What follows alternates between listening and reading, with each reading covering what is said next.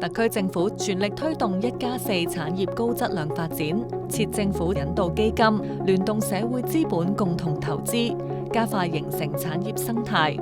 深化旅遊加跨界融合，善用駐外辦事處同優企，合力拓展國際客源，促進中醫藥國際化，強化科研平台建設，推進以醫帶藥模式，壯大金融新業態，健全金融法律法規，提升數字金融基建，深化中葡金融合作，加快科技園建設，優化政策，助力科企同產學研全發展，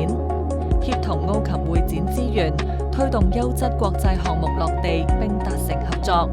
多措並舉，紮實推動經濟適度多元發展，更好融入同服務國家發展大局。